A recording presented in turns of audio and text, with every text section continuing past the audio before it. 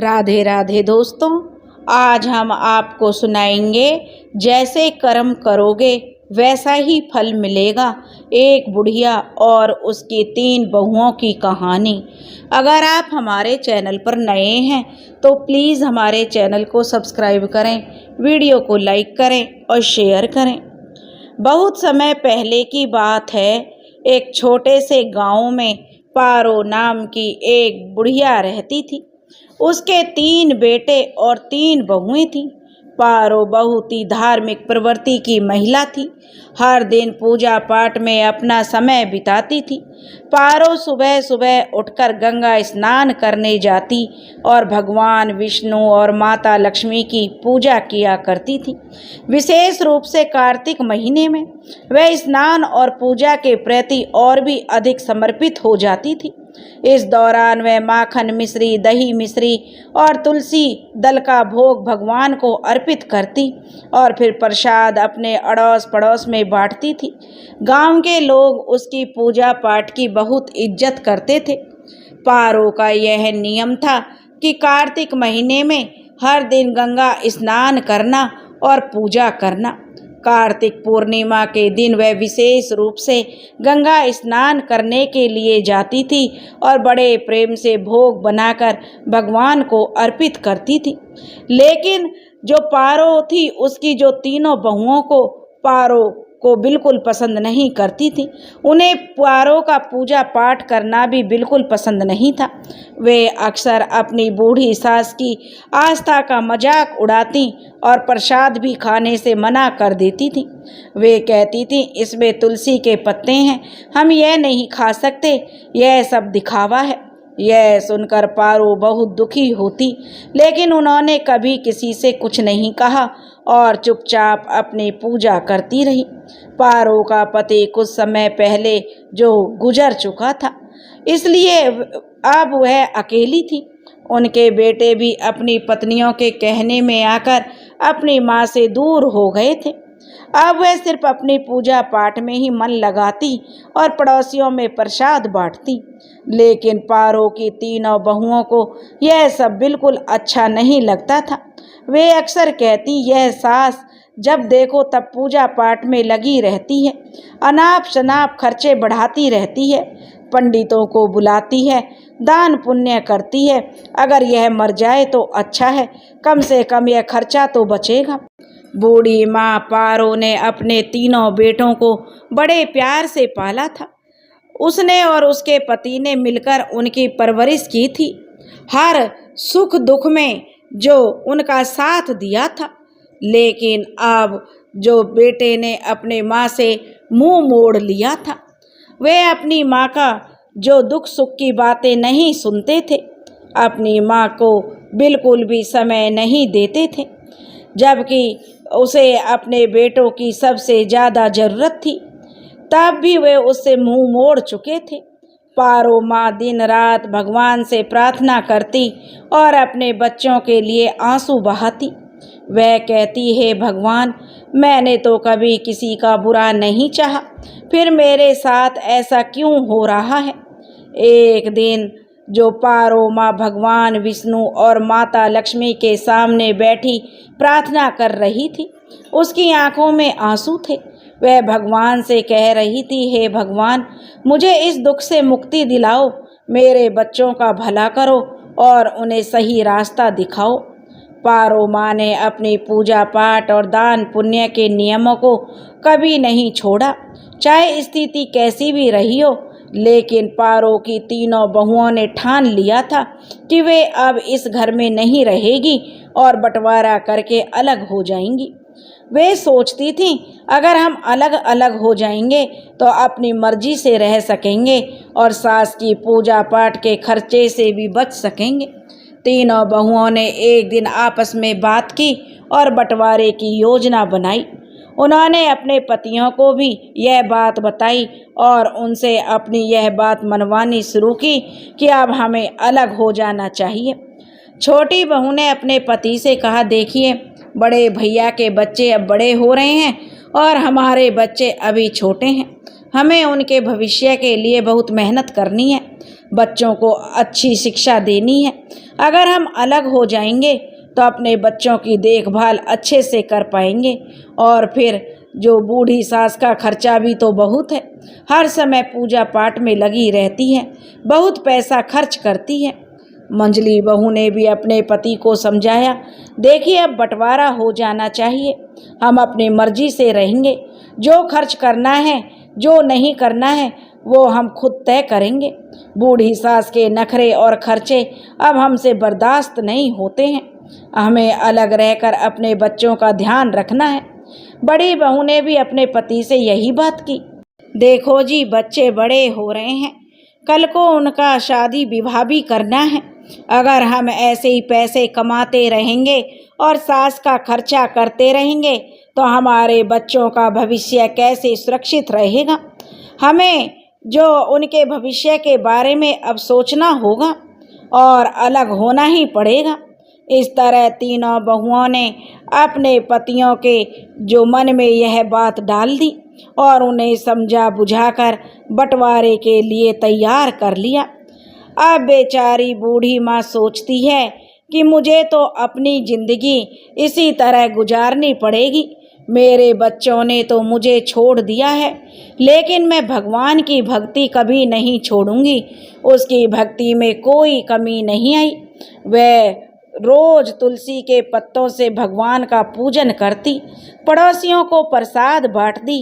एक दिन जब पारो माँ अपनी झोपड़ी में बैठी रो रही थी, तभी एक युवक आया।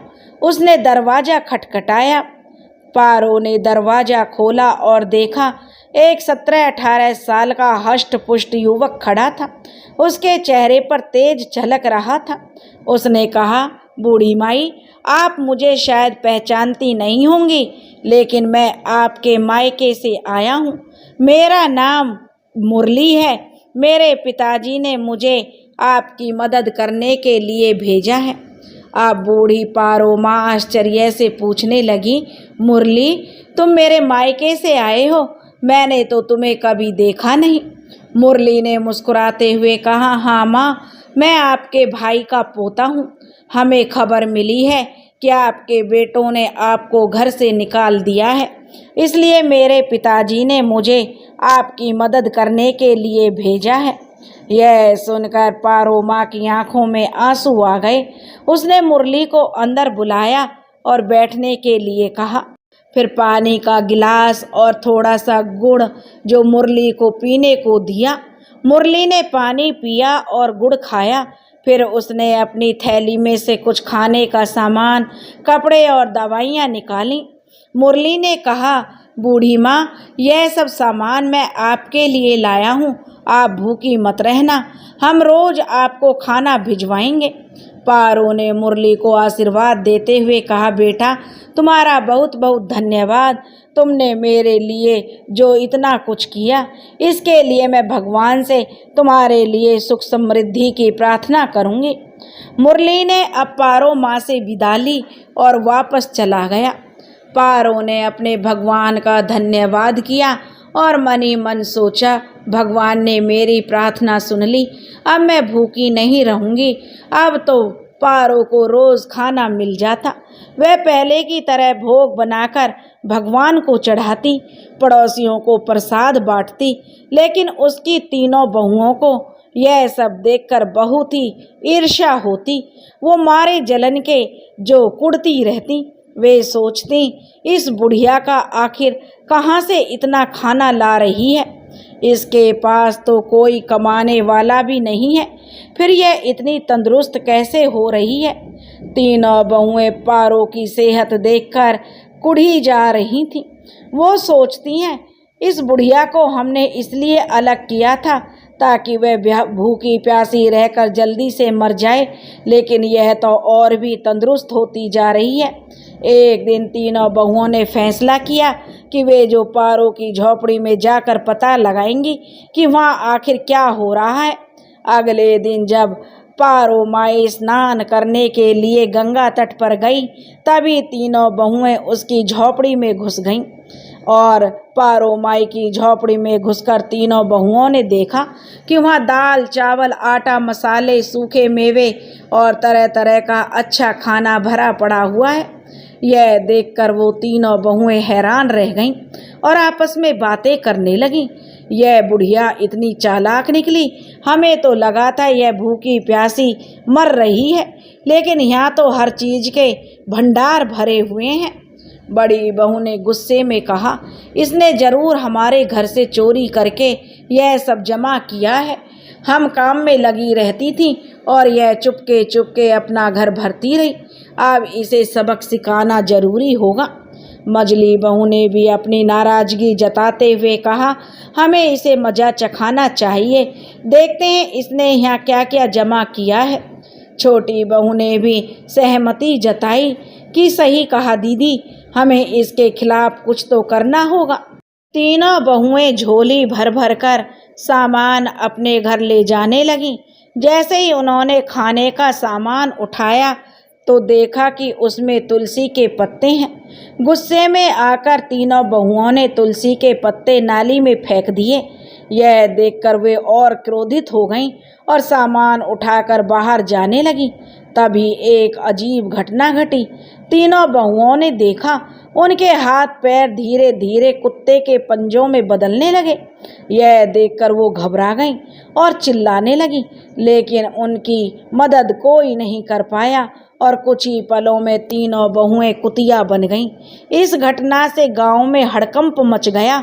बच्चों और पतियों ने जब यह दृश्य देखा तो वो भी सन्न रह गए। बच्चों ने रोते हुए चिल्लाना शुरू कर दिया कि हमारी माँ कुतिया बन गई है, पापा देखो हमारी माँ को क्या हो गया है। तीनों बहुओं के पति भी यह समझ नहीं पा रहे थे कि यह सब कैसे हो गया। उन्होंने कोशिश की कि कुतिया को घर से बाहर भगाएं, लेकिन वो जाने को तैयार नहीं थी। वे अपनी भाषा में कुछ कहने की कोशिश कर रही थी, पर कोई भी उनकी बात समझ नहीं पा रहा था। बच्चों का रोना बिलखना जारी था और पतियों की आंखों में भी आंसू थे। उन्होंने बच्चों को संभालते हुए कहा, चलो अब कुछ नहीं किया जा सकता, हमें अब अपनी माँ का इंतजार करना होगा, शायद माँ घर पर आकर कोई हल बता सके। गांव के लोग भी इस अजीब घटना को देखकर हैरान थे। सबने मिलकर निर्णय लिया कि जो पारो माँ के लौटने का इंतजार किया जाए, शायद वही कुछ समाधान बता सकें। पारो माँ जब अपनी दिनचर्या में थोड़ी राहत महसूस कर रही थी तो मुरली रोज उनके लिए खाना छोड़ जाता था और पारो माई जो भगवान का भोग लगाकर पहले की तरह प्रसाद बांटती थी, लेकिन उन्हें इस बात का कोई अंदाजा नहीं था कि उनके घर में क्या चल रहा है। उन्हें तो यही लगता था कि सब कुछ सामान्य रूप से चल रहा है। इधर तीनों बहुएं कुतिया बनकर घर के आंगन में बैठी थीं। उनके पतियों को अब घर के सारे काम खुद करने पड़ रहे थे। वह बेहद परेशान थे और अपनी पत्नियों के फिर से इंसान बनने का इंतजार कर रहे थे। गांव के लोग इस अजीब घटना से हैरान थे। सबका कहना था यह सब पारो माई की भक्ति और तपस्या का फल है। कुछ लोगों ने कहा कि पारो माई तो गंगा स्नान के लिए जाते हुए हमने देखा है। उन्होंने सोचा अब उसे सारी बात बतानी चाहिए। वो उसके पास गए और बोले, माई तुम्हारे घर में कुछ अजीब हो गया है, तुम्हारी तीनों बहुएं कुतिया बन गई हैं। यह सुनकर पारो माई को बहुत आश्चर्य हुआ। उसने सोचा यह कैसे हो सकता है। अब पारो माई तुरंत गंगा स्नान किया और घर की ओर लौट पड़ी। उसके दिल में बहुत सारी शंकाएं थीं और वह भगवान से प्रार्थना कर रही थी, हे भगवान मेरे घर की रक्षा करना, मेरे बच्चों को सही रास्ता दिखाना। जब पारो माई घर पहुंची तो देखा गांव के लोग उसके घर के सामने इकट्ठा थे। गांव के लोगों की भीड़ जमा हो चुकी थी। उसने पूछा, क्या हुआ, यहाँ इतनी भीड़ क्यों लगी है? तब गांव वालों ने पारो माई को पूरी घटना बताई। पारो माई ने अपने बेटों को बुलाया और पूछा कि बेटा यह सब कैसे हुआ, तुम लोगों ने क्या किया था? बेटों ने रोते हुए अपनी माँ को जो अपनी पत्नियों की सारी कहानी सुनाई। उन्होंने कहा, माँ, हमसे बहुत बड़ी गलती हो गई है। हमारी पत्नियों ने आपके सामान को नाली में फेंक दिया था। उसी समय वो कुतिया बन गई। अब हमें नहीं पता कि उन्हें कैसे ठीक करें। पारो माई ने अपने बेटों को दिलासा दिया और कहा, भगवान सब ठीक करेंगे। पारो माई ने अपने भगवान से प्रार्थना की और समाधान मांगा। उसने सोचा शायद किसी साधु बाबा के पास इसका उपाय होगा। उसी समय एक साधु बाबा गांव में आए। पारो ने उन्हें अपने घर बुलाया और पूरी स्थिति बताई। साधु बाबा ने ध्यान से सुना और कहा, देखो माई, यह सब तुम्हारी भक्ति की तपस्या का फल है, लेकिन चिंता मत करो, इसका उपाय भी है। तब पारो माई ने पूछा, बाबा कृपया मुझे उपाय बताएं, मैं अपने बच्चों को इस हालत में नहीं देख सकती। साधु बाबा ने बताया कि माई, तुम्हें कार्तिक महीने में विशेष पूजा करनी होगी। तुम्हारे स्नान के पानी से तुम्हारी बहुओं को नहलाना होगा और ब्राह्मणों को भोजन कराकर उनके झूठे भोजन को बहुओं को खिलाना होगा। इससे वे अपने असली रूप में वापस आ जाएंगी। पारो माई ने साधु बाबा की बात बड़े ध्यान से सुनी और उनका धन्यवाद किया और अपने बेटों को उपाय बताया। बेटों ने कहा, माँ, हम तुम्हारी हर बात मानेंगे और इस उपाय को पूरा करेंगे। पारो माई ने कार्तिक महीने की विशेष पूजा की तैयारी शुरू कर दी। उसके तीनों बेटे और गांव के लोग भी उसमें मदद करने लगे। बेटों ने मिलकर पूजा का सारा सामान इकट्ठा किया और भगवान के भोग बनाने की व्यवस्था की। हर सुबह पारो माई गंगा स्नान के लिए जाती थी और स्नान के पानी को इकट्ठा करती थी। फिर वह भगवान विष्णु और माता लक्ष्मी की पूजा किया करती और पड़ोसियों को प्रसाद बांटती। इस बीच पारो की तीनों बहुएं अब भी कुतिया के रूप में घर के आंगन में बैठी रहती थीं। उनके पतियों को घर के सारे काम करने पड़ते थे। बच्चों को अपनी माताओं की बहुत याद आती थी। वे अक्सर रोते हुए अपनी दादी से पूछते, दादी माँ, कब ठीक होंगी हमारी माताएं? हमें हमारी माँ वापस चाहिए। तब पारो बच्चों को दिलासा देती और कहती, बच्चों, भगवान सब ठीक करेंगे, धैर्य रखो और प्रार्थना करो। और बच्चों को शांत करने के लिए पारो उन्हें कहानियाँ सुनाती और उनके साथ समय बिताती। पारो ने पूजा के लिए 5 ब्राह्मणों को बुलवाया। बेटों ने भी अपनी ओर से 5-5 ब्राह्मणों को बुलवाया। इस प्रकार कुल 21 ब्राह्मणों को आमंत्रित किया गया। ब्राह्मणों के लिए विशेष भोजन तैयार किया गया। कार्तिक पूर्णिमा का दिन आया। अब पारो ने अपने बेटों की मदद से ब्राह्मण भोज की तैयारी की। सुबह सुबह सभी ब्राह्मणों को आमंत्रित किया गया और उन्हें विशेष पकवान खिलाए। ब्राह्मण भोज के बाद पारो ने सभी के पैर छुए और भगवान से प्रार्थना की, हे भगवान, हे विष्णु भगवान, हे माता लक्ष्मी, हे कार्तिक भगवान, मेरी बहुओं को उनके पूर्व रूप में वापस लाओ।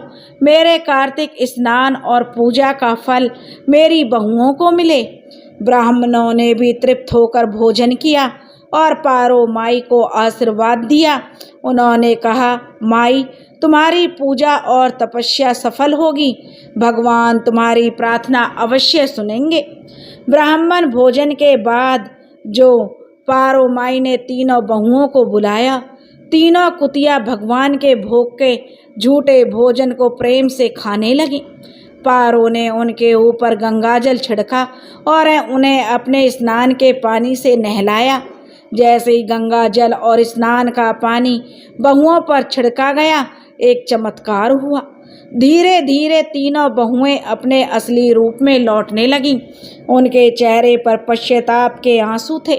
वे अब अपनी सासू माँ के पैरों में गिरकर रोने लगीं। तीनों बहुएं कहने लगी, माँ जी, हमें माफ़ कर दो, हमने तुम्हारे साथ बहुत बुरा बर्ताव किया। हमें हमारे कर्मों की सज़ा मिल गई है। अब हम तुम्हें कभी कोई कष्ट नहीं होने देंगे और हमेशा तुम्हारी सेवा करेंगे। पारो माई ने भी अपनी बहुओं को गले से लगा लिया और कहा, बच्चों, भगवान ने तुम्हें माफ़ कर दिया है। अब तुम सच्चे दिल से भगवान की भक्ति करो और अपने कर्मों को सुधारो। तीनों बहुओं ने अपनी बूढ़ी सास से वादा किया कि वे अब हर साल कार्तिक स्नान और पूजा करेंगी, कभी भी अपनी सासू माँ का अपमान नहीं करेंगी। और इस प्रकार पूरे परिवार ने मिलकर भगवान की पूजा की और प्रसाद बांटा। तीनों बहुओं ने अपने असली रूप में लौटने के बाद घर में एक नई ऊर्जा और शांति का माहौल बन गया था। अब पारो माई की भक्ति और तपस्या ने पूरे परिवार को एक नया जीवन दिया। अब सभी मिलकर भगवान की पूजा करते और कार्तिक स्नान की महिमा को समझते थे। पारो माई ने अपने बेटे और बहुओं को भक्ति और सेवा का महत्व सिखाया। उसने कहा, देखो बच्चों, भगवान की पूजा और सेवा से हमें सच्चा सुख और शांति मिलती है। हमें हमेशा सच्चे दिल से भक्ति करनी चाहिए और दूसरों की मदद करनी चाहिए। बड़ी बहू ने कहा, माँ जी, हम अब समझ गए हैं भगवान की जो मन से पूजा करने का क्या महत्व है। हम हर साल कार्तिक स्नान करेंगे और भक्ति में भगवान की जीवन बिताएंगे। मझली बहू ने भी कहा, माँ जी, हमें माफ़ कर दो, हमने तुम्हारे साथ बहुत गलत किया। अब हम तुम्हारी सेवा करेंगे, तुम्हारे साथ मिलकर भगवान श्री विष्णु की पूजा करेंगे। छोटी बहू ने भी वादा किया, माँ जी, अब हम सब मिलकर रहेंगे और तुम्हें कभी तकलीफ नहीं होने देंगे। हम हर साल कार्तिक स्नान और पूजा करेंगे। अब पारो माई बहुत खुश हुई और अपने बच्चों को आशीर्वाद दिया। अब घर में सब मिलजुल कर रहने लगे। अगले साल कार्तिक पूर्णिमा के दिन पूरे परिवार ने मिलकर विशेष पूजा का आयोजन किया। घर को सजाया गया और भगवान विष्णु और माता लक्ष्मी की विशेष आराधना की गई। तीनों बहुएं सुबह सुबह उठकर गंगा स्नान के लिए गईं और स्नान के बाद भगवान का भोग तैयार किया। पारो माई ने सबको सिखाया कि कैसे तुलसी दल का उपयोग करना है और भगवान का भोग लगाना है। उसने कहा कि तुलसी के पत्तों में दिव्य शक्ति होती है और भगवान को यह बहुत प्रिय है। हमें सच्चे मन से पूजा करनी चाहिए और भगवान का भोग लगाना चाहिए। अब तीनों बहुओं ने पूरी श्रद्धा के साथ पूजा की और भगवान का भोग लगाया। इसके बाद सभी ने मिलकर प्रसाद बांटा और गांव के लोगों को भी बुलाया। गांव के लोग भी बूढ़ी पारो माई की भक्ति और तपस्या की तारीफ करने लगे। भगवान की कृपा से अब परिवार में सुख और समृद्धि आने लगी। तीनों भाइयों का व्यापार अच्छा चलने लगा और घर में खुशियों का माहौल बन गया। अब तीनों बहुएं भी अपनी बूढ़ी सास की सेवा में लगी रहती थीं और हर काम में उनकी मदद करती थीं। तीनों भाइयों ने भी अपनी बूढ़ी माँ से वादा किया कि वे अब कभी भी उसे अकेला नहीं छोड़ेंगे और हमेशा उसकी सेवा करेंगे। वे सब मिलकर हर त्योहार और विशेष अवसरों पर भगवान की पूजा करते और प्रसाद बांटते। पारो माई का जीवन अब पूरी तरह बदल चुका था।